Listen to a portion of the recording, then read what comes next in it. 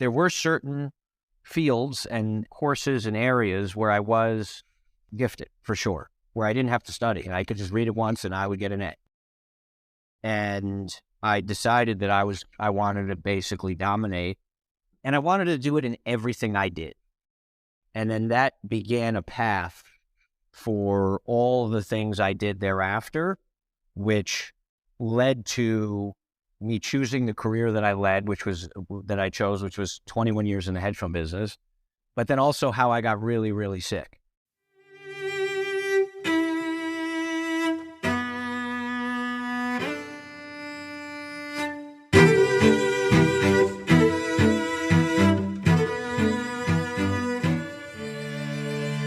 Welcome to The Knowledge Project. I'm your host, Shane Parrish. This podcast is about mastering the best of what other people have already figured out so you can apply their insights to your life. If you're listening to this, you're missing out. If you'd like access to the podcast before public release, special episodes that don't appear anywhere else, hand-edited transcripts, including my personal highlights from the conversation, or you just want to support the show you love, you can join us at fs.blog/membership. Check out the show notes for a link. Today, my guest is Jason Karp. He's the founder and CEO of HumanCo. Previously, Jason was the founder and CEO of a hedge fund that managed over $4 billion. HumanCo is one of my favorite food companies. They own brands like Against the Grain, Snow Days, and Cosmic Bliss. And they have a huge investment in True Food Kitchen. The common thread that connects all of these things is that they promote healthy living. As you'll hear in this interview, when they buy a company, they actually increase the quality of the ingredients. As a modern society, we exercise more than ever, we have more technology available to us than ever, and we know more about food and nutrition than at any point in history. And despite this, trends continue to accelerate for the worse. In 1990, 0 states in the United States had an obesity rate above 20%. And only 30 years later, 0 states have an obesity rate below 20%.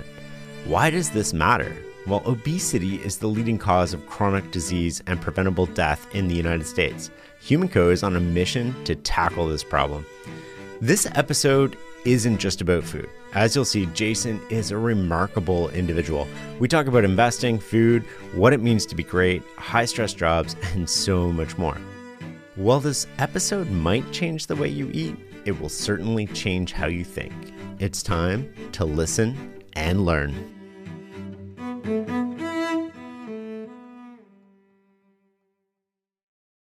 Let's start with your childhood. You were a bit of a misfit, spending a lot of time on video games and card counting and building weapons and playing with wire. Tell me more about these years. I grew up in a kind of middle class, maybe slightly upper middle class area of northwestern Connecticut, a small town called Avon. The successful people were doctors and lawyers. You know, there was no real kind of business or sort of entrepreneurial kind of culture or finance, you know, that you typically would see in cities like LA or New York. I had a kind of a few different undiagnosed health issues as a kid that really shaped, I think, who I was and how I behaved. I had pretty severe undiagnosed ADHD, which I now know, you know, both runs in my family. My children both have different variations of this. And so now I've had to become a lot more aware of these different mental differences. And especially watching my children, it's become very clear that I had a lot of this. I was a very allergic kid. I had sinus infections very often. I had asthma. And it just made a lot of aspects of what I think of as sort of typical childhood a bit different for me. I found kind of misfits like me when I was younger because I really disliked school. I was particularly unathletic until I was probably 11 or 12, which was also really hard. You know, as a boy, I later learned that I have a very significant difference in my right side of my body coordination and the left side of my body coordination. If you sort of force ranked it on a scale of 1 to 10, the right side of my body is probably like a 9 out of 10 athletic. And the left side of my body is probably a 2 out of 10. When I was doing kind of the typical kid games that required both sides of your body, soccer, basketball, I was horrible. Is this how you ended up on tennis? Yes, this is how I ended up with tennis. And it was actually a counselor of mine at a camp that sort of discovered this. I had no idea. And obviously, and I grew up in a town that was very small. We had limited resources. Nobody was really diagnosed with anything unless you were just sort of very severely impaired. I have some kind of Asperger-y tendencies, which also run in my family. I had a much harder time kind of fitting in. And I think my ADHD made school really hard for me in terms of interest level. I always did quite well until high school, basically doing the bare minimum. And, I repeatedly got the comments from teachers like, he definitely has some really interesting strengths if only he could sit still, if only he could, stop trying to be the class clown.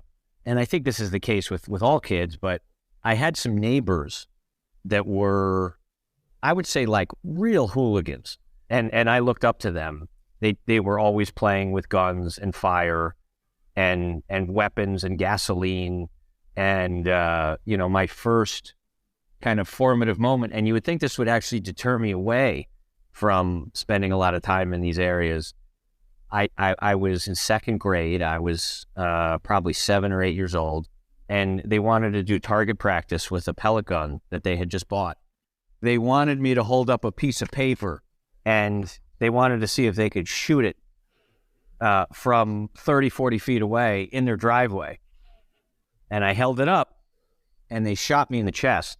And it actually went through my clothing. It went through my winter coat, my sweater, my shirt, and lodged into my rib cage, right where your heart is. This is a BB gun. Yeah, it was a pellet gun, okay. which is a bit more powerful than a BB gun. But if I was in a T-shirt, I think it would have killed me. I still have a scar to this day. And instead of it deterring me away from, this life of risk-taking, it made me more risk-seeking. I don't know why, but I spent a lot more time and became fascinated with guns and weapons and fire, particularly fire and explosives. And we used to just try to light everything we could on fire and see what would happen. And how did you get out of hanging with these people? Like, once you fall into a crowd like that, it's really hard to change your trajectory and get out of that group. They were much older than me, and I think I was just kind of like the disciple. I think when they got into high school, and they were in middle school at the time, I think I just started to develop my own kind of habits around this stuff. And my father was complicit in a lot of this because my father liked all the same stuff too. So in an odd way, he almost encouraged me sometimes to explore, chemistry and explosives. And he even showed me how to make a couple explosives that he made when he was a kid. You'd all be locked up for this now. I know. And it was this is before the internet, and this was in a small place where, we grew up in a neighborhood that didn't have lines on the street. We lived closer to a farm than we did a city. And this was also before video games. And then I got my first kind of Nintendo in 2000 when I was 10 years old, which would have been 1986. Were you instantly addicted? Like a lot of people with ADHD are just like instantly drawn into video games. Instantly. And I became really, really good at them. And I think it was a blessing for me because it was the first thing I could really focus on, and I got all the games and I would win the game. I would play them until I win them. Yeah, you get rapid feedback, a lot of iterations. Things are very predictable. The world makes sense. It's not a people-based world where feelings and sensitivities and some other stuff play. Yeah, and then I got really interested in that. My father was a retail stockbroker for Merrill Lynch and was always and played poker every week with his friends and gin. And we had a very small kind of little library in our house with old books. And my father had books on gambling, card counting. He had the original Ed Thorpe Beat the Dealer. I don't know what it was, but I became really interested in games of chance, and I became really interested in probabilities. I just poured over this book over and over and over again, and wanted to teach myself how to count cards. And I just became obsessed with games and beating games, all different kinds of games, and trying to really deconstruct what makes a game, and then trying to kind of unravel, like, what are the holes in the game. And what's the system? How do I exploit the system? What are the weaknesses? You would have made a good spy. That's right. And then I was often kind of bored and alone at times, and so I would just kind of hang out in the little book section, and I would just take the books and just pour over them. Occasionally, it would lead me to games of chance, and then there was a book of quotes, and I loved quotes because they had so much knowledge distilled in very, very short passages, and for some reason, the quotes spoke to me. And many of the quotes were from people I'd never heard of. I didn't want to be introverted. I just had a hard time relating to a lot of people back then. And so I found my happy place to be more in the areas where, things were predictable for me. And reading and kind of self-reflection was one of those places. Do you hear that? Sounds like breakfast is ready. Because Quaker's coming in hot with morning nutrition. 100% whole grain oats and a good source of fiber to fuel the rhythm of your morning and kickstart your day. And that sounds absolutely delicious. Fuel to start whatever's next. Quaker, official sponsor of FIFA World Cup 26. When you need to build up your team to handle the growing chaos at work, use Indeed Sponsored Jobs. It gives your job post the boost it needs to be seen and helps reach people with the right skills, certifications, and more. Spend less time searching and more time actually interviewing candidates who check all your boxes. Listeners of this show will get a $75 sponsored job credit at Indeed.com/podcast. That's Indeed.com/podcast. Terms and conditions apply. Need a hiring hero? This is a job for Indeed Sponsored Jobs. Is this when you started to you used to keep a book of quotes, right? Like a little notebook of that. Did that start in your teenage years? Yeah. I started writing the ones I liked the best down when I was probably 15. Are there any that still stick with you today that you use either from childhood or that you remind yourself of? Well, I'm going to paraphrase a bunch of them because some of them are sort of in Old English.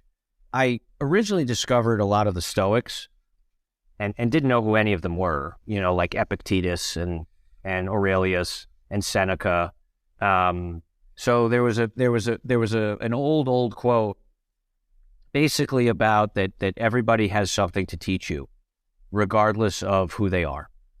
And I remember that having a real impact on me. Whether it's the custodian, to the grandmaster, in chess, to some professor. I didn't fully understand the human condition when I still don't, but when I was certainly a teenager, I had a very, very kind of naive, myopic view of the world. And I remember reading a bunch of, these quotes were generally organized by topic.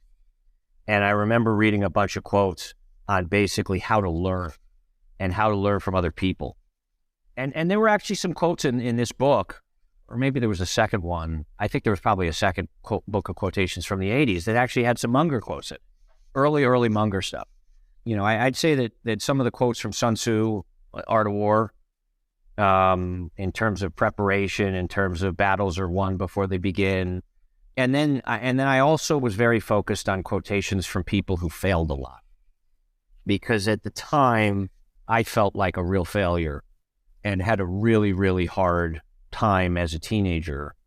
And so I think when I would read quotations from Churchill, to different war legends, talking about failure, talking about perseverance, talking about getting through tough battles, obviously the famous Roosevelt quote on the man in the arena. Those were quotations that really kind of deeply affected me in how I sort of thought about the world and myself. So at the point where when you get to Wharton, you're basically on this path where you don't expect much out of life. I like inflection points because it seems like whatever happened at Wharton, or no, sorry, it was Penn, and then you transferred into Wharton. Whatever happened at Penn became this massive inflection point because your trajectory going into Penn and your trajectory leaving were two very different paths. What happened? I had the good fortune of taking this really interesting class in high school it was a philosophy class, but a big part of the class was actually on Joseph Campbell. And so I learned of the hero's journey when I was probably 15. And I kind of felt like I was on the hero's journey, except that I was in the beginning of it. And maybe this was my own way of rationalizing that I could be good or accepted at some point. But at that moment, I wasn't. I had 3 teachers through high school that had a profound impact on me because they saw something in me that I didn't see. And they said to me, to the effect each time, Jason, I see greatness in you. You don't know how to channel it yet. Let me give you some tools because I think you could be really good at this. And at the time, I thought I was good at nothing. I had a lot of influences that made me both proud and insecure at the same time. My mother's brother is a very famous scientist and mathematician. He's the head of applied math and science at Cornell. His name's Stephen Strogatz. He was on the podcast. He was on the podcast. That's my uncle. I didn't know that. But growing up with him, you probably went into some of his accolades. But he was a very accomplished chess player as a child. He was a prodigy. He graduated high school and college way, way young for his age. And, I always got like a lot of commentary, about like, oh, you have aspects of Stephen in you and you just have to figure out how to use it. And I never believed it. And I just was really self-loathing and deeply insecure because of all the other things that I mentioned. I just thought I was kind of broken. And I'm building up to the whole like Penn Wharton piece because I had these 3 teachers that helped me figure out a way to channel my ADHD. And my parents were super laissez-faire type of parents. Like, I can't literally recall a time or a situation where they said, Jason, have you done your homework? Like, it was just this like immense trust kind of household. And because my grades were good before high school when you didn't really have to do work, these 3 teachers basically helped me figure out that my problem was, and I'm sure you've seen this on your podcast, Shane, is that there's many different flavors of ADHD, but I have this flavor where if I'm not interested, I can't focus at all. And if I am interested, I'm a hyper-focuser. And I can work longer and absorb more than most people can. But and they discovered that I had this when it came to things that had nothing to do with school, like gambling and video games, where I had, knowledge and memory of these kind of things that was unusual. But then when it came to basic school, I didn't. And they basically figured out a way to show me that if I could find what I was studying interesting and I could make it interesting, then I could apply that same hyper-focus to things that actually weren't that interesting to me. And this is how I figured out how to eventually study, was that I kind of hacked my own brain to understand what its strengths and weaknesses were. And over the course of my high school, my grades got way better. But my freshman year, I was a C student. But I also did nothing. I did no homework. And by the time I was a senior, I was getting A's. But I had just kind of hacked my own brain and developed a lot of these productivity hacks. And I became really interested in kind of self-improvement at this time because I noticed that when I became self-aware of like, okay, your brain doesn't work like regular people. This is what you have to do. And then I miraculously, and I'll say miraculous, and I have a few friends who also got into Penn from my high school. And so I get there and I'm deeply, deeply like insecure about why I'm here. But my Stephen Strogatz's other brother, my mother's other brother, went to Penn. And so, I really wanted to kind of be there. And my parents were just thrilled that I was at a great school. And I had a couple lucky breaks that happened to me. And this is also how I became really fascinated with what I'll call path dependency and kind of positioning your life. On my freshman hallway was a kid who was recruited to play squash, a Penn. And he'd asked me one day, like, hey, I heard you were a tennis player. Can we go hit some squash balls? And I said, sure. Like, I don't really know how to play squash. I've only played twice. And I remember thinking, like, wow, this is really fun. Like, this is something I really enjoyed, and I haven't enjoyed tennis in so long. Like, maybe I should try squash. I brought it up to him. He's like, dude, we were number 4 in the country last year. Like, you can't just, like, walk on to the squash team. And I was like, let me just go to the coach. And I had this attitude. This was always one of my blessings, is that I always sort of thought a lot more was possible than most people around me thought. And I always had this tendency when people would say, you can't do that, for me to say, watch me, and I'm going to do it twice. Like, there was this chip on my shoulder of disproving people, which came from probably because of my deep insecurity of feeling like an outsider for so long. I never wanted people to tell me what I could and couldn't do. Long story short, I went to the coach, who's still a friend, and I said, look, I'm in really good shape. I'm a tennis player. Can I try out for the squash team? And he actually said to me, he said, you know what? I like your attitude. We have 20 spots on the team. The top 10 are varsity, the bottom 10 are JV. If you can make it through preseason, I'll save a spot for you. And the reason I bring up the squash part is because it forced me to take an econ class that I wasn't supposed to take. When I signed up to try out for squash, they basically said, well, you know, your athletic schedule doesn't allow you to take the college version of econ, which is a requirement, so you have to take the Wharton version of econ. And everyone told me, they're like, do not take the Wharton version of econ. Those are the smartest kids. You know, it's higher criteria to get into Wharton undergrad than it was to get into Harvard. And I was already deeply insecure, and I'm like, no, I don't want to do that. And they're like, that's your only choice, so you got to do it. So I did it. The reason I go in this depth saying is because you have a few moments in your life that change the trajectory of your life forever. And I was still what I would call sort of inner child Jason, who had all these deep insecurities and still hated himself. And I noticed that in the first few weeks of econ that it just came to me like a second language. And I couldn't understand why.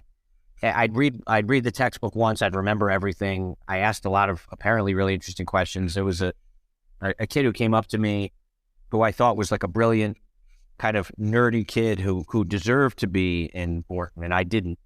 And he's like, hey, you know, we have our first midterm exam coming up. Can we study together? And nobody had ever asked to study with me. And it was just this like amazing, weird feeling for me. And I was like, why? And he's like, you just seem like you know what you're doing. And I was like, okay, no one's really ever told me that. And I take the exam, and long story short, and the teacher's explaining the curve. And I look down at my test, and it's a 91. And I thought that's an A-. And I'm like, great, I got an A- on my first college exam, and I'm at this good school, and my parents are gonna be so happy. Like, and then the teacher's explaining a curve to us on the board. And the max was a 91, and the min was a 0, and the mean was like a 62. And then there was this kid behind me who was very nosy, like looking around at what everyone got. And he just says, like, kind of loudly, he's like, that's the kid who got the 91. And I looked over my shoulder, and I was all bright red and blushing, and my heart was racing. I didn't know, I felt like I was punked. And then I realized, like, I just got the highest score on this test in like the hardest school in the country, and I didn't even try. Like, what's happening? Like, I didn't know what was happening. And then I remember feeling proud, and then I remember feeling like I never want this feeling to end. And that was the beginning of what I call with my therapists Terminator Jason. Terminator Jason was a completely different persona that wanted to bury everything from my youth, that was so ashamed of what I was. And I just wanted to be this different person who I thought would be impressive, would be respected, would be rich. And with all of those attributes, people would like that person. and people would accept that person because I felt like I wasn't accepted. And I decided that I was going to remake myself now that I was in college and become this totally different person. There were certain fields and courses and areas where I was gifted, for sure, where I didn't have to study. I could just read it once and I would get an A. And I decided that I wanted to basically dominate, and I wanted to do it in everything I did. And I did it at the expense of having a good time, to the point where, you know, and I did have some really good friends in college who did get me. And it was so obvious even to them that when I would have a, quote, good time, which most kids did in college, they would say, like, I had like an alter ego they would call Fun Jason. So they would say, like, oh, is Fun Jason coming out tonight? You know, and I'd be like, okay, you know, you'll get Fun Jason for 3 hours. So that's what changed. And then that began a path for all the things I did thereafter, which led to me choosing the career that I chose, which was 21 years in the hedge fund business, but then also how I got really, really sick. I want to talk about that in a second. There was another moment there that made a big difference, though, because you wanted to quit the squash team, and then the coach wouldn't let you, or he challenged you. What is that backstory there? Yeah, no, that's right. That's right. I'm glad you brought that up. So basically, after like 2 or 3 tests, when I was clear, like I was good at business, I talked with my father about it, and I said, like, maybe I should like transfer into business and transfer into Wharton, but it required you to basically have a 3.9 or higher, and I'd never had a 3.9 in my life, and so I was like, I'm going to have to give up this squash experiment. This was after about 6 weeks of preseason. And this was after he'd already accepted me on the team, and I was 20 out of 20. And I went to the coach and I'd said, look, I'm going to transfer into Wharton. My academics are really important to me. I don't think I can do both. And he and his coach, who happened to be there, he was a guy in his 90s, who's no longer alive, or 80s. They both sat me down and they both said, like, you should not give up squash. You know, the same speech that my 3 teachers in high school gave me. We see greatness in you. You can do some really good stuff. It's going to help you with your life and your balance and all this other stuff. You're special. I don't know if they actually believed it or not, but hearing it felt so important to me that he basically said, don't do that. Stick with it. I want to see what you become. And I did. And I stuck with it. And that was, you know, another moment where somebody believed in me at a time when I didn't believe in myself, and it really, really helped me. One of the classes you took at Penn was an aesthetic approach to decision-making, and you learned about decision-making through chess. I want to talk about this class because it left a huge impact on you, even to this day. Yeah. So it was an elective class. It was considered a very hard and weird class that, like, not a lot of people chose to take. But it incorporated philosophy, chess, games of chance, and it was all about decision making. And it was a class you had to apply to get into. You know, they only took, I don't know, 15 kids, 20 kids. The guy who taught it was a Russian former, I believe he was an international master. He wasn't a grandmaster, but he was the level below that. And it was a totally bespoke course which had no analog at any other school, about how to make better decisions in business and life. And he used a bunch of different games, but chess was the primary one. And the premise, Shane, was chess is like a game that's 1,000 years old. And up until the 1800s, chess was played the same way everywhere, which is the way most people who aren't experts in chess play it, called combinational chess. You just try to anticipate the next move or next series of moves. I do this, he's going to do that, she's going to do that, then I'm going to do that. Then, you know, your brain, no matter how smart you are, can only go out so many moves because of the sheer number of combinations. And they multiply like factorial. And in the 1800s, a 21-year-old genius named Paul Morphy became the world champion of chess as a 21-year-old. And he had a style that nobody had seen before.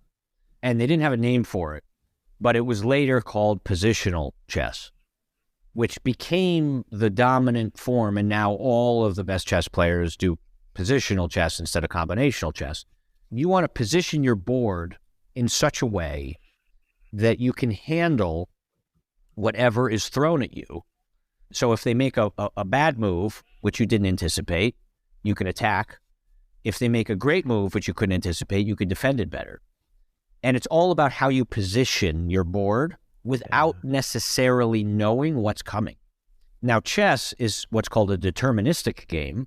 There actually is a finite number of moves, and the amount of information that is possible, other than what's in your opponent's head, is fully there. Whereas in a game like poker, you don't fully know and can never fully know what was kind of beneath the cards because they're hidden. This metaphor for me, because my father growing up and a lot of the quotes that I used to read always talked about aspects of position, but without ever using the words position. The concept of like, don't burn your bridges because you may have to cross that bridge one day is a form of positional chess, right? The concept of the harder I work, the luckier I become is a form of positional chess. It's not that hard work necessarily makes you luckier. It's that putting in a lot of work positions you so that you will see more opportunities and be prepared to pounce on those opportunities because you're prepared. And so this spoke to me so strongly as a metaphor for life. And because I was very mathematically minded, this concept of optionality really resonated about what I think is the best way to live your life. And you applied that outside of that class. I mean, there's so much about positioning that people don't think about. And I've sort of studied and talked with people about decision making over the last 20 years. And the one thing that most people who have exceptional results do well and think about is how they're positioned. They're never trying to maximize the current moment.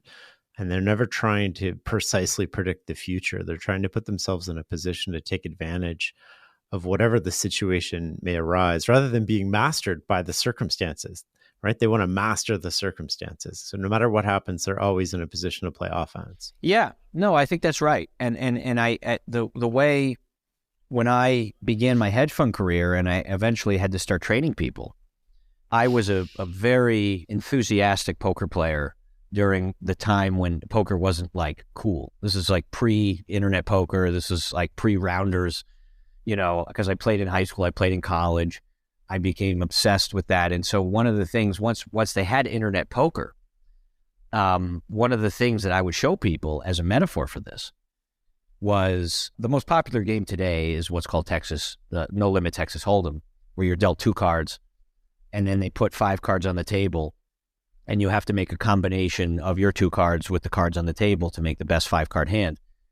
But what was cool about internet online poker is that you could open up lots of windows at the same time. And if you had the pattern recognition down for what a good starting hand was, which in No Limit is what's called pocket aces, which are 2 aces, or what they call premium pair, which is pocket kings, pocket queens, pocket jacks, you could literally just, open up 20 windows on your screen and just literally fold. And all you had to do was wait for pocket pair or premium pocket pair. And those are the ones you played. And each window you opened was a form of optionality that allowed you to wait for the so-called fat pitch. And I view that as a metaphor for investing. And I view that as a metaphor for life. I like that, because then you just play the hand where you're playing when you have the advantage. You're not playing when you don't have an advantage, or you're minimizing your losses when you don't. Were there other sort of like mental models that you learned through that class, or how to apply them to life? Yeah, there was a lot about human relationships. If you take that class to an extreme, or that view of like everything's an option, you start viewing everything in life with a cost-benefit analysis, including people. including pleasure, including, things that are less tangible, but are the essence of what makes life life. And it's very easy to sort of view everything with this sort of cost-benefit, expected value lens. And I'd say there was a period when I did not assign enough of a weight on things that were less tangible. Relationships, your physical health, your sleep. And so if you take that to an extreme, you become an expected value optimization machine, and you actually will ruin your life. And that's where you started to go with this, right? And that's how I initially ruined myself. Initially? There's multiple times? Yeah, there were multiple times. So talk to me about that first time. That was in your sort of like early 20s, right? Yeah, so what happened was, and it's a real like Icarus type of fable that actually was true. A lot of what I did in college, on the one hand, was very empowering because I found that I learned how to apply myself to such a degree that everything I did, I became very good at, that I put my mind to. So I became a top squash player. I graduated the top student athlete of the entire university. I think I was 3 in my Wharton class. I had 1 A- in 4 years. Wow. And all of these kind of applications of myself, I started to hone like a process of like, ooh, if I do this, I'll be really good at this. And if I do this, and I started to teach myself how to speed read. I started to teach myself how to go on less sleep because I started viewing things again through this kind of lens of like, it was like that movie Limitless, where I sort of thought like I was this like freak that had these gifts, and that if I didn't use these gifts, it was like a waste. And I just kept applying myself more and more, and it kept working. So I get out of Penn. I won, all sorts of awards and like all this stuff that I thought was going to make me happy. I got, a really interesting job out of college. And by the way, I didn't even know what a hedge fund was. I was hired as a quant, and I had not studied computer science or programming.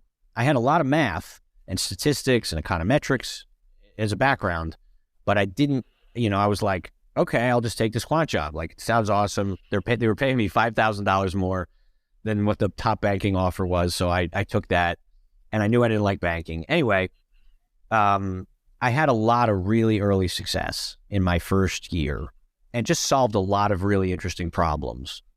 And you're simultaneously, as you're doing this at the hedge fund, though, you're diving deep into your health issues. I'm curious as to what you learned through the health stuff, because you basically were going to die. So what happened was, which is, again, like an important lesson for everyone listening, I took everything I had learned to an extreme. And it wasn't about money for me, which is really interesting. It was about just self-improvement. And I know many of your listeners are so focused on that. Because I was speed reading and because I was remembering most of what I was doing, I just sort of thought like literally, I thought like I was a god, and I could just start like staying up till 4 a.m, reading countless and countless books, absorbing all of it, and just becoming like superhuman. I was also doing really well at work. But to do that, I started to give up exercise. I gave up friends and people. I gave up connection, and I gave up sleep. And I was even reading all these like obscure military things about how to power nap and micro nap and like how to basically go on 3 hours of sleep, which I would not recommend for anybody. And I started to get really, really sick. And it took a while, actually. And I went a good 6 months doing this. And then I just started noticing like some things started happening to me. I started developing all these skin rashes. My hair was falling out in clumps. I had all these weird things popping up like prostatitis, where your prostate becomes really big, which isn't supposed to happen to a 23-year-old. And then my vision started to go. And when your vision starts to go, that was terrifying. I was already had bad vision, and need glasses, but I was seeing double. And it started with my left eye and then went to my right eye, where I would literally see like a second version of something out of my left eye. And at night, I had a really hard time seeing anything at night because all the lights had all these halos and rings around them, and I couldn't process it. And so that's so freaky. Yeah, and I was 23. And like, mind you, like 2 years earlier at 21, like I was like a top athlete. I thought I was super healthy. I was strong. I was fit. I was a great performer. And now 2 years later, I'm like literally falling apart. And every doctor I went and saw was like, you have this disease, you have this disease, you have this disease. And this is, and they're all like supposedly separate diseases. And the eye disease I was told was incurable. And then I had to put my name on a corneal transplant list, which had a huge waiting list. And they said I would probably be blind by the age of 30, fully blind. This episode is brought to you by Accenture. When your advertising operations fall out of sync, everything else follows. Spotify and Accenture are working together to reinvent the rhythm of ad sales, using automation, analytics, and smarter workflows to simplify campaign delivery and access better data across the business. The result? Less time spent on operations, more time connecting brands with the moments and fandoms that matter most. Learn more at Accenture.com/Spotify. This is going to be an extremely busy month. I have to watch 104 soccer games, follow the pregame, the postgame, yell useless opinions at the TV. It's a lot. So I knew that when it comes to screening for colon cancer, the choice was clear. The Cologuard Plus test. It can be used at home and can only take 15 minutes, so I can do it during halftime and not miss any action. If you are 45 or older and at average risk, ask your healthcare provider about screening for colon cancer with the Cologuard test. You can also request a prescription at Cologuard.com. This was obviously very traumatic for me, and I don't think I processed how traumatic it was for me until literally like 2 months ago. It's obviously traumatic, but like what it really did to me, I think was profound. And I had to discover on my own what was really wrong with me. Because at the time, Western medicine, it's still flawed, but at the time, Western medicine was really about, here's your symptoms, here's a pill, the pill will make your symptoms go away, but it won't necessarily address the root cause of the disease. And I just sort of had this view, like, there's no way all of these different diseases just happened at the same time. Like, they have to be related. It just didn't make any sense to me, even though the doctors weren't saying it. And I started reading all this weird stuff.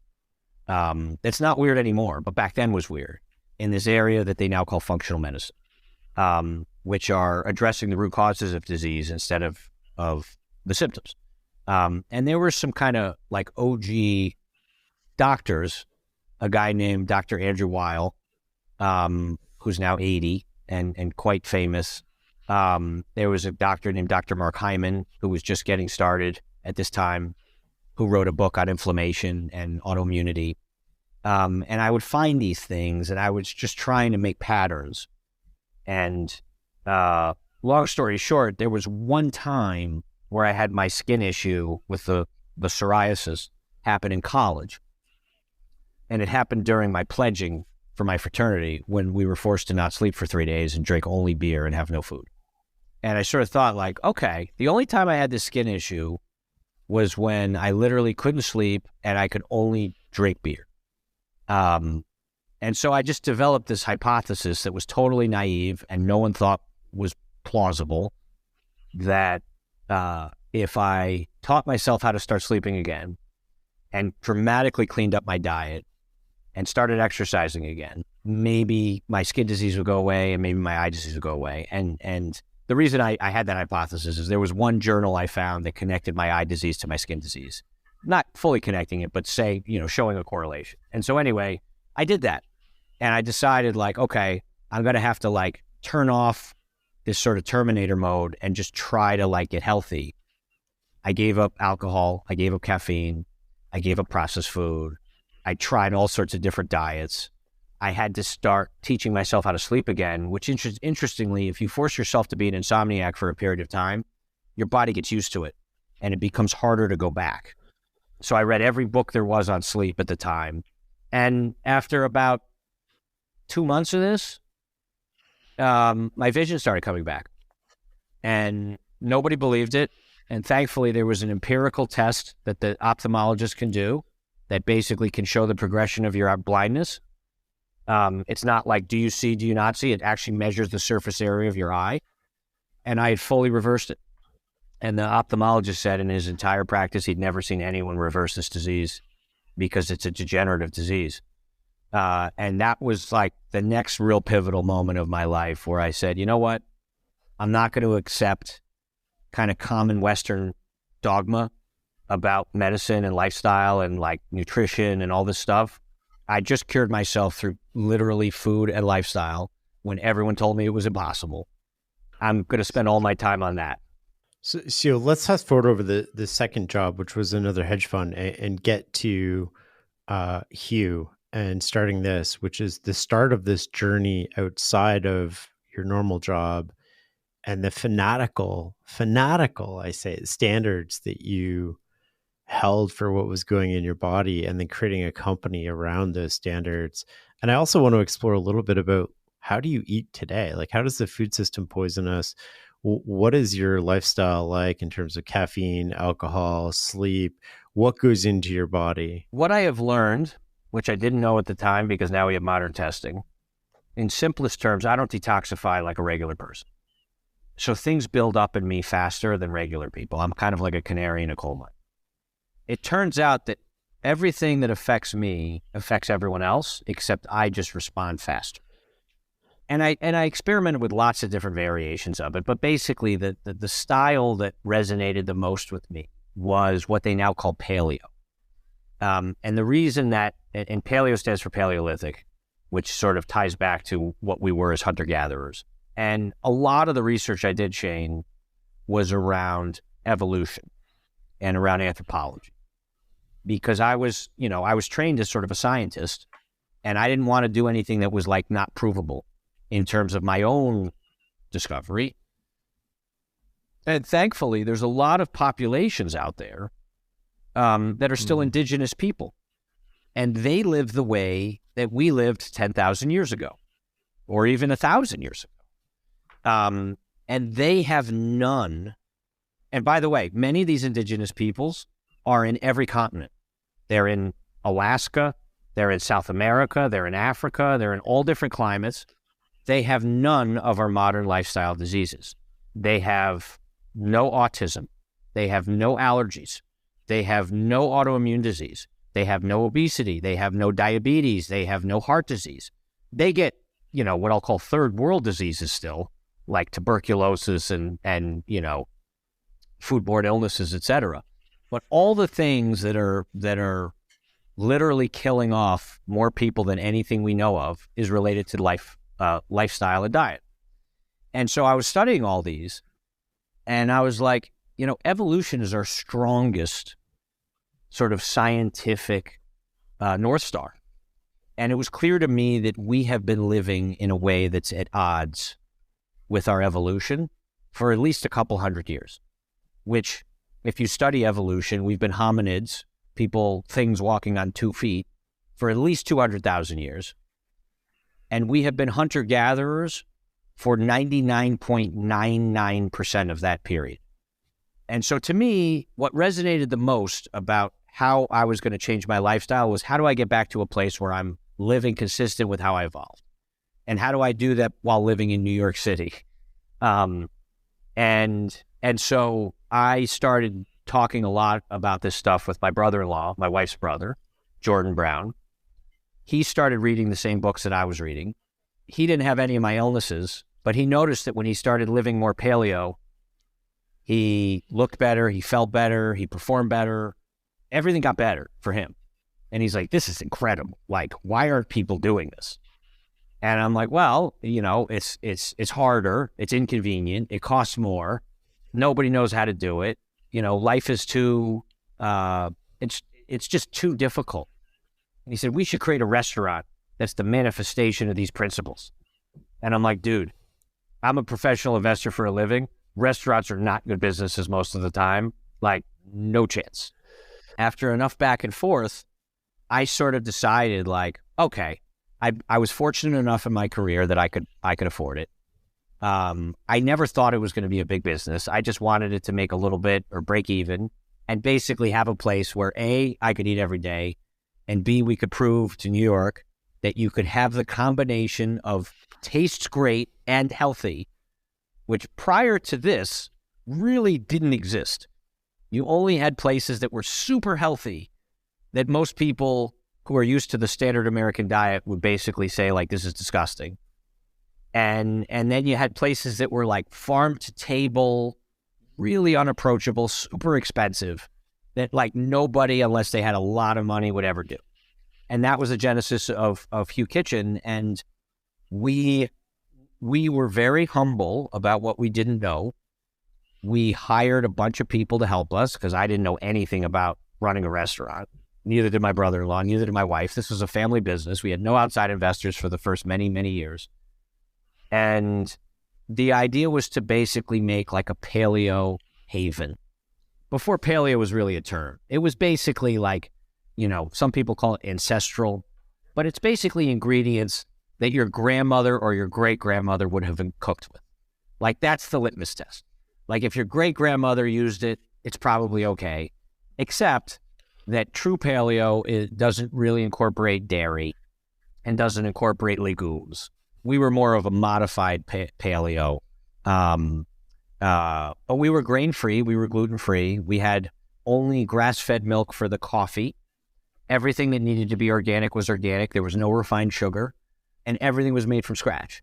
And the chocolate was an accident, kind of an accident, because we were baking grain-free, gluten-free muffins, scones, cookies right before we opened, and we needed chocolate chips.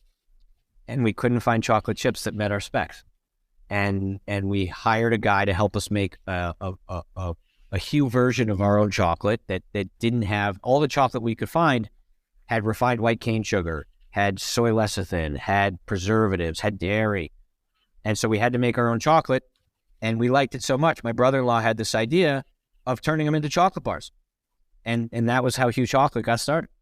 I love how the standards were so fanatical that something as simple as the chocolate chips, you know, we couldn't find a good supplier, so we're going to make our own. What do you eat today? Do you consume dairy? I do. So I generally only consume grass-fed organic dairy. Dairy is pretty controversial. I don't think it should be. Because I've been able to get a lot of my other aspects of life kind of in check, I live what I would call sort of a 85-15 kind of life. 85% of the time, I'm super clean. 15% of the time, I'm having cheeseburgers and fries. I'm completely gluten-free. That's both an issue I have with the wheat industry here in the U.S. and also something I have a pretty noticeable intolerance to gluten. I don't eat anything that's kind of laboratory produced or made, fake colors and chemicals and chemical preservatives, but I'm not vegan. I eat plenty of animal products, but when I consume animal products, most of the time, not all the time, but most of the time, they are animals that are raised in an evolutionarily consistent way with how they were supposed to evolve, right? So for example, cows have evolved to be on grass and be pastured, meaning they're supposed to roam around and eat grass. Cows are not supposed to eat corn, which is kind of an American innovation because it fattens them up. Same thing goes with fish. Same thing goes with chicken. I try to eat wild animals when I can. And then with vegetables and fruits, I'm pretty strict on organic.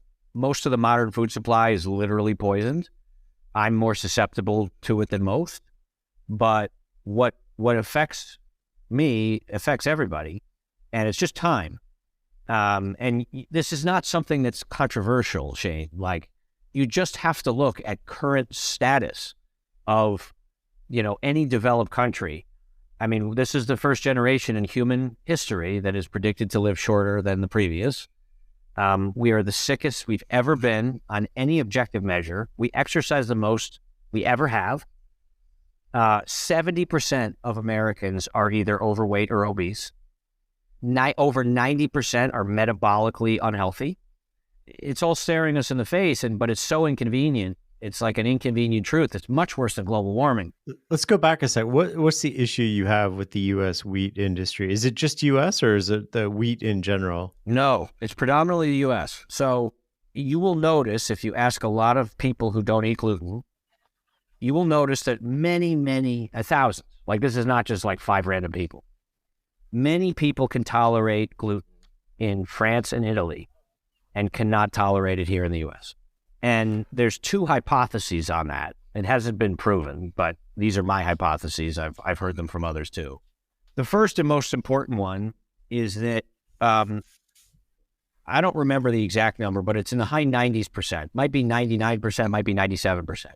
Of the U.S. wheat crop that's not organic has traces of glyphosate, which is Monsanto's herbicide, also called Roundup. They find this on children's cereal, traces, but it's still there. They find it on everything that has wheat in this country that's not organic. Glyphosate is banned in countless countries. There was a gigantic class action lawsuit that they lost in the many billions of dollars. The German company Bayer now owns Monsanto, where it was deemed carcinogenic officially. They've also found that when you feed glyphosate to rats, it destroys their microbiome, and the rats start to develop all these weird autoimmune diseases, including autism. It's so obvious. Like, this doesn't require like conspiracy theory. What glyphosate does is it obliterates every microorganism except the things that Monsanto has genetically engineered to tolerate it. So Monsanto has this genius business model of developing their own seeds that can tolerate glyphosate. Regular plants die from glyphosate. They develop their own plants that can tolerate glyphosate. Everything around it dies, but their plants survive. And then we think that if we eat it, that our microorganisms in our body are not going to respond to it is insane. So if you buy organic wheat, are you still exposed to that? No, you're not. So if you're a consumer in North America, one way to sort of like opt out of this is to buy organic flour? So that's part of it. It's not all of it. Glyphosate's also on beet sugar. There's a bunch of crops, including soy. Basically, any of the big crops, just as like a lesson for your listeners, any big crop where there's a lot of money is filthy. And it's logical, right? Because there's so much money in big crops that, like, to make the crops be weather resistant, to be cycle resistant, to be pest resistant, like, there's just way too much money in those crops for you not to go organic. That's number one. So any kind of big popular crop, soy, wheat, corn, cocoa, coffee, anything like that, you always want organic. The second rule is anything you concentrate, juices, chocolate, coffee, right? Coffee's a concentrate, right? They grind up all the beans, they make a concentrated version, and then water goes through the concentrate, right? Think of what chocolate is. Chocolate is ground up cacao beans, flour, anything that's concentrated. The pesticides are also concentrated. Anything that's concentrated, you always want to go organic, no matter what. You know, and look, there's a lot of hypotheses today on why we're all so sick. I do think it's a function of not just the food. I think there's some environmental stuff too, particularly plastics, that permeate everything that we do. Microplastics are in all the water that we drink, unless they're like reverse osmosis filtered. It's in everything. So we have literally poisoned ourselves. And again, like, this sounds like sensationalist, it sounds conspiracy theory. It's not. You just have to look at the human population right now. You just have to look at the stats on how sick everyone is and how overweight they are. And they've proven it's not just calories. They have proven that it's not just that people are eating more. It's not just that people are sitting down more. I mean, when you look at the incidence, you don't have to be a scientist to see this. When you look at the incidence of food allergies, you look at the incidence of autism, you look at the incidence of autoimmune diseases. This is not like, ooh, now we're able to diagnose it, so now we're seeing it, it's there. Like, when I grew up, I don't know about you, Shane, when I grew up, there was one kid in my entire school who had a peanut allergy. One. Now, like a quarter of my kids' class are allergic to something. A quarter. I want to go back to this. You said there's two differences between U.S. wheat and sort of European, or you specified French and Italian. One was the glycosan. What is the other big difference? Is it the type of wheat that they're growing? Yeah. It's a much more kind of ancient form. So there's some really interesting like rabbit holes in nutrition where there's some people, particularly some farmers. There's a guy named Dan Barber who started a very famous restaurant called Blue Hill at Stone Barns. And you can Google him. He's quite prominent. He grows a lot of fruits and vegetables that are kind of ancient versions of what we have today. And so basically over time, as we got more and more, and this is, by the way, this is without what I'll call like genetic modification. This is through regular crossbreeding, which we've been able to do for hundreds of years. And how all modern dogs exist is through crossbreeding, without actually going into the DNA and manipulating. Gluten is a protein that gives wheat part of its robustness. And you can actually crossbreed wheat to increase its gluten levels, which makes it more robust. I have heard, and I haven't seen any actual proof on this, but they have found fossilized versions of wheat from biblical days when literally bread was like the staple for everybody. Because like one of the pushbacks on gluten intolerance is like, haven't we literally been eating bread every day for like human civilization? And the gluten level in fossilized wheat and the gluten level in some of these ancient grains, versions of wheat, is magnitudes less than the amount of gluten that we're consuming today. Same thing, by the way, with the cannabis plant, which I'm sure you've heard. The amount of like THC in the cannabis plant today is very different from what like the people of Woodstock were smoking in the 60s. We've done this, and gluten is an inflammatory protein. But we can take a certain amount of it, just like we can take a certain amount of dairy for most people. But once you take it to the extreme, then... If you drink a gallon of milk, Shane, like I'm not lactose intolerant. If I drink a gallon of milk, I'll show you I'm lactose intolerant. Yeah. But gluten disrupts the microbiome because it inflames your gut. And then a lot of weird things start to happen to you when your gut is inflamed. So in Europe, the glyphosate's banned and the gluten levels are much lower, and the strains of wheat that they typically use are typically a lot less inflammatory than the ones that they use over here. That's the answer. And so now, like you sold this company to Mondelez, now you're doing HumanCo. Talk to me about HumanCo, what you're trying to do, and how you're taking sort of what previously has been these, I wouldn't say niche products, but it's been hard to scale something that is healthy and with healthy ingredients and you know how hard it is to run a restaurant, yet you just bought a restaurant. I know. I've gone kind of full circle. Well, what's happened, Shane, is again, I stayed in the hedge fund career for 21 years. I officially retired from that in the beginning of 2019. Hugh Kitchen, the restaurant, was my first like real foray into trying to change what I think is wrong with the world by using my own tools. And Hugh Kitchen opened in October of 2012, just to give you a sense of time. Hugh became quite a large and successful business. And what was so amazing about it, and this is the prelude to HumanCo, but what was so amazing, and by the way, Hugh was called Human. Hugh was called Hugh because our slogan was Get Back to Human, which is our acknowledgement that we don't live and behave consistent with human evolution, which is also why HumanCo is called HumanCo.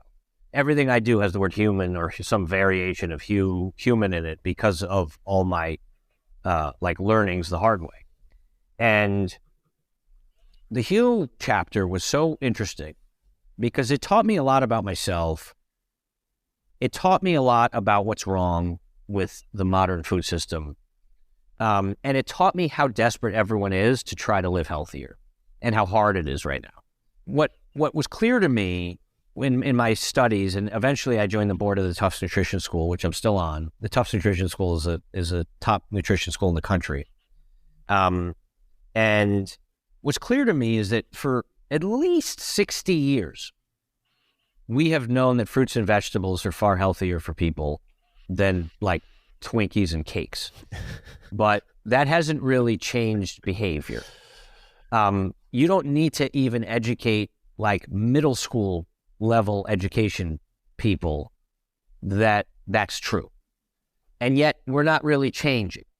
And so what was clear to me also as someone who was sick and had to eat a lot of weird things over time was that food is a part of human civilization. It's a part of culture. It's a part of family. It's a part of, I think, what makes the human condition what it is. And there's a lot of pleasure and ritual and good things that come with food. And what was so hard for me was that a lot of the foods that I had to eat when I was sick were gross. Yeah. They weren't delicious. They didn't bring happiness. They didn't bring joy. And it makes you even more anxious if you're sick, that you have to eat stuff that you objectively find gross or not good. And so my belief, which was a little controversial at the time, was I want to take foods that bring people happiness and joy, because many of those are the quote dirtiest, are the least healthy, right? And I want to take those and clean those up, because if I can change people's behavior with the foods that they love and provide a better option for them, then I can provide kind of a gateway for them to start experimenting with other healthy things, right? You're not getting people who eat McDonald's 3 times a day, and you're not moving them to salads. Like, that's never happening overnight. No, but you can take something like pizza. Correct. Yeah. Correct. And so a lot of what I've done and a lot of what we're doing at HumanCo is literally based on personal desire and need. And we're taking the same guardrails and the same level of strictness that we did with Hugh, and we decided that we want to apply it to other categories that aren't chocolate, right? Hugh is primarily a snacking company. Hugh is doing, predominantly chocolate, but also crackers and cookies. And as a consumer, I look around and I say, okay, but there's all these other categories that are disgusting in terms of how gross the ingredient labels are. And so, for example, the brand that we created from scratch at HumanCo, which was the second company I've done from scratch, is called Snow Days. And Snow Days is a pizza bite, but it's grain-free, it's gluten-free, it's organic, it has no chemicals, no preservatives. The dairy in it is from grass-fed cows, and it has 7 vegetables infused into the sauce. The prevailing winner in pizza bites, so pizza bites are a surprisingly big category, what I'll call frozen appetizers, but pizza bites are enormous. And the market leader is a company called Totino's. Totino's is owned by General Mills. I used to eat them as a kid. They're called pizza rolls. Totino's has an ingredient label that's over 70 ingredients long. It doesn't even use real cheese. It actually says on the label, imitation cheese. It has at least a dozen chemicals that are banned in other countries that are in the ingredient label. I mean, it is literally like nuclear waste. And this business, from our last check, does close to $800 million a year in revenue. It's an enormous business. And you look across other categories, and there's categories like pizza, bread, ice cream, cakes, anything that people like love and they feel great about. If you go to fast food places, like, you can't believe what's in most of the fast food that they serve you. in terms of chemicals, additives, things made in laboratories. And so for me, a lot of it was just thinking, you know what? Most people don't read ingredient labels. I think you should. But even if you do, most people don't know how many things are toxic and how many things are proven, by the way, to be toxic. Many of these ingredients are banned in other countries. This isn't something that's like debatable. But because our food system here in this country has massive amounts of other interests, particularly from lobbyists, we are corrupt. And I don't think there's enough accountability around the corruption that has happened in our food industry in the last 30 years. And I don't think most of these food companies, by the way, are malicious. I think they are public companies who have public shareholders who care about profits first and corporate quarterly earnings, and they have to prioritize earnings and cash flows over the sake of humanity, which is hard to measure. And I wanted to change that. And that was why we created HumanCo, is that we think this paradigm needs to change. We are already at code red for humanity, and not many people are doing anything about it, and we wanted to change. I love that. And one of the things that you guys have done that I can't even recall an example where I've seen this. You bought against the grain and you changed the ingredients, but you changed them for the better, more expensive ingredients. You made the product better. You made the product healthier after you bought it. Talk to me about that thinking. I'm glad you picked up on that, Shane, because when it happened, we were meeting actually with a large grocery chain, and we were talking to their executives about it. And I just kind of made it as a joke, and it turns out that it was true. And I just said, I think we might be the only company that buys other food companies and makes them better. And he kind of looked at me and he laughed. Yeah. And he goes, you know what? I think you're right. And it's a shame because, it makes sense from an economic perspective. When you buy a food company, which a lot of companies do, they want to increase the shelf life. They want to cheapen the ingredients, which improves their profit margins. And they want to do things that are consistent with improving the bottom line. Whereas what we're doing, and by the way, what we're doing is a much harder business model currently than selling crap, which is why you don't see many people do it, because it requires a real belief. We did have a very successful outcome with HumanCo is doing well, but I have another 5+ years to prove this out, and we're early, because a big part of what we're doing is we have to educate people that you get what you pay for. And currently in this country, and this is not the case, Shane, in France and Italy, which is really interesting because those are two countries that I've studied exhaustively. In this country, we have an obsession with cheap. And I don't mean cheap in terms of necessarily low price meaning cheap. I mean cheap food. In countries like France and Italy, they actually have disdain for cheap food. Yeah, it's countercultural. They have disdain for it. They actually would rather spend more on properly made, properly farmed food than other things. And in this country, it's a myth that only people with money can afford healthy food. And the reason it's a myth is because we've looked at the data and it's a choice. So what I mean by that is anyone who has a smartphone, right? And you have to separate people who are below the poverty line and literally don't have enough calories.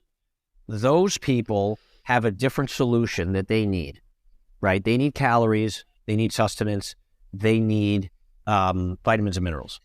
For people who live above the poverty line, which is actually 99% of Americans, anyone who has a smartphone, anyone who has any streaming service, including Spotify or Netflix or Hulu, anyone who's been to a Starbucks in the last 6 months can afford to have healthier food. And that is actually almost everybody. And it's a choice. And a lot of people would prefer to get an occasional Starbucks for $6 instead of spending an extra dollar or two on better stuff, but it's a choice. And the mission we have to keep pushing is convincing people that this is a long-term investment, and that the reason people don't do it is because by the time you realize how sick you are, it's A, too late, and B, someone else bears the cost. It's usually the insurance companies. Talk to me about True Food Kitchen and like what you're trying to do there. Yeah, so we just, it's a couple months ago, True Food Kitchen is the largest health and wellness-oriented full-service restaurant company in this country. It's still pretty small, but it's because there's not many of them. There's 43 units across 17 states. It was founded by Dr. Andrew Weil, who was one of the men I mentioned earlier in our conversation, who helped me kind of discover functional medicine. It was a restaurant really based on pretty similar principles to Hugh. It was started actually a few years earlier than Hugh. It was started in 2008. It was started in Scottsdale, Arizona. And True Food is very much a restaurant that prioritizes taste first, but has very uncompromising guardrails around health. They're less restrictive than Hugh was. So they have some gluten there. They have dairy, but they adhere to something called the Dirty Dozen list, which is the Environmental Working Group's list of which fruits and vegetables have the most pesticides. So they have a lot of organic stuff. The beef is grass-fed and pastured. And they make everything from scratch at each restaurant. And it's really, really delicious food. And they have, what I love about it, which is why we invested, is they're not targeting like the East Coast bougie, wealthy people.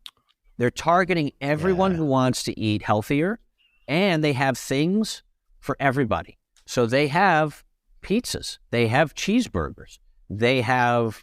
you can take the kids there. You can take the kids, but if you want to have a keto kale salad, and that's the diet you're on, you can do that too. They have vegan options, they have vegetarian options. And so they really took what I didn't like as a personal consumer who went on this journey. I didn't like the health food companies that tried to alienate others.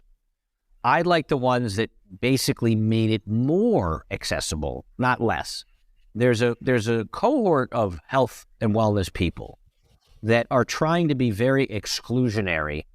Like, for example, not all, but some of the vegan community can be very intolerant of people who aren't vegan, and basically subject their personal views on people who might eat meat and say, how dare you? You shouldn't eat animals. That's like an ethical violation. What I love about True Food is and this is what we're doing at HumanCo, is that we're trying to be healthier living for all diets, for all belief systems. And True Food's the same. And so if you happen to be vegan, they have options. If you happen to be a carnivore, they have options. If you happen to be flexitarian, which means you don't eat a ton of meat, they have options. And the food is unbelievably delicious. And my belief in how we did Hugh and how we've done HumanCo is that if it isn't delicious, people aren't going to change their habits. That's number one. It has to be delicious, or else people are going to feel like they're compromising and they're not going to do it. And so we injected a bunch of growth capital from HumanCo and a bunch of our investors and some new investors. True Food had never taken outside money, actually, prior to us. And we think that there should be a lot more True Foods across the country for people who want to eat healthier and do better for the planet in terms of sustainability, in terms of their practices. The other thing, Shane, that we didn't talk about, but when you treat the earth better and you treat the animals better than the way a lot of modern factory farming has done, the products, the meats, the fruits, the vegetables are better for you, and it's also better for the earth. The only catch is that it's more expensive. But it's more expensive because to do things right, you don't want to poison either the planet or people. And so that's the rub. And when you get involved with these companies, you're pretty hands-on. Why is that? Where does that come from? Not only about growing the brand and sort of like branding, like I think you were super involved in the Coconut Bliss rebrand. Yep. Cosmic Bliss now. Yeah, it's now Cosmic Bliss. I'm a brand guy personally. Like, different people have different tendencies. I think about brand as a promise. What a brand ultimately is it's an encapsulation of a bunch of values in a name. As someone who was poisoned by the food system, trust is so hard to find now. And so to me, when I find something that has that kind of trust and goodwill that they've built up over time, but not enough people know about it, I want to shout it from the mountaintops. I want to help them because there needs to be more companies that lead with trust and mission and values, and fewer companies that just lead with like, let's make some money. Because you can do both. Like, what's interesting is a lot of people know me from my hedge fund days. And what I currently do is way less profitable than if I was selling shit food. You could actually make good money selling shit food. Well, I don't know if I agree with this, right? Because if you extend the timeline, you can't poison your customers. I mean, that's not a win-win-win, right? So it is in the short term when you can sort of like get these profits. But if you're looking to compound a relationship with any of your customers, if you're looking to have a customer for the rest of their life, if you're looking to sort of like pass things down from one generation to the next, if you're looking to be a good global sort of ecosystem component, then you have to be win-win-win, right? It has to be a win for the business. They got to make money. It has to be a win for the person. It has to be a win for the planet. Yeah, but the problem is it's just like global warming, Shane. It's that it takes too long. So obviously if you are currently and visibly poisoning customers, which is what happened with Daily Harvest, by the way, if you heard of that situation.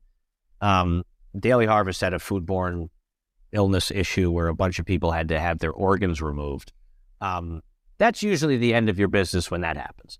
But when you are eating something that's inflammatory, that's not acute poison, but it's a slow poison, where over 20 years you will develop metabolic disease, it's too long. It's just like the people that produce too much carbon emissions or use coal or pollute too much or use too much plastic. Like the problem is that the feedback loop is too long. So by the time you reach that point where you're metabolically sick, you don't realize that there was a connection with everything you were eating. Yeah, totally. I understand that. I want to come to one final question about the success nutrition facts behind you before we wrap up this episode. I just want to say for anybody listening, you can look for Snow Days, Cosmic Bliss, Against the Grain in your grocery store, and look for a True Food Kitchen near you. And you can try any of the HumanCo sort of brands and products, and follow Jason as he builds this out in real time. The sign behind you has caught my attention because it says Success Nutrition Facts. Do you want to tell us the backstory here? And it says hustle, focus, persistence, discipline, failure, risks, and patience, all at 100% per day. So I just thought this was really funny. A friend of mine had sent me this picture because this actually means a lot in a lot of different ways to me, especially because I told you what happened to me in the beginning. So this is called the Nutrition Facts Panel, or in my business, they call it the NFP, which in this country is a legal requirement on all packaged food products, except it usually has not these elements. It has things like fat, protein, carbohydrates, and then it has what are called the micronutrients, like how much vitamin C and vitamin A are in it, and sometimes it shows fiber. So you'll see this on every food product here in the U.S. As a style. So I'm in the food business. Someone sent me a picture of this because this is kind of how I I thought of myself over, since college, of all the things that I would prioritize.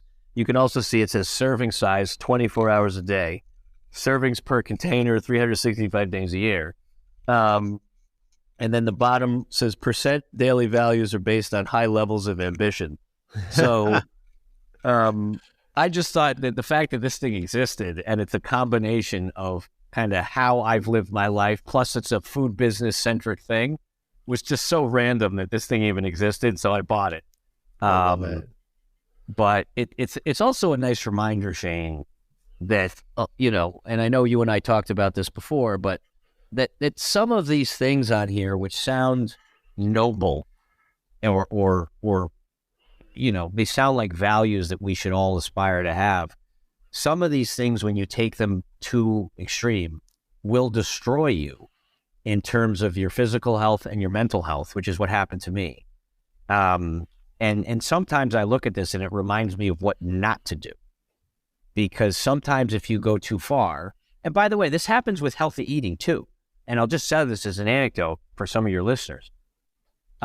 Mental health is a critical component to your physical health, and they're obviously both inextricably linked. But I have met people through my own journey who I mentioned I live 85-15. I've met people who live 100-0. They will never go out to dinner.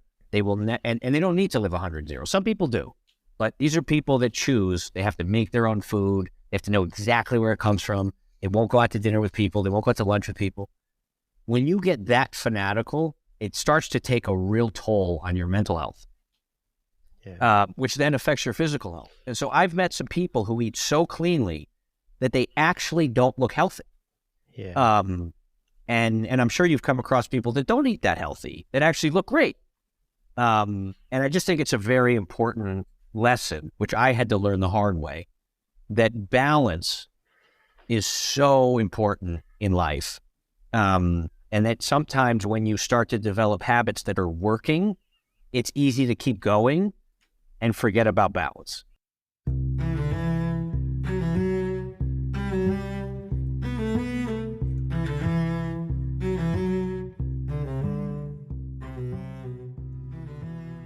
This is a great place to leave this conversation. There's so much to pick up on next time. I'm not going to spell it out for everybody, but we can get into this a lot more. I really appreciate you taking the time, Jason. Yeah, thanks for having me, Shane. I appreciate it.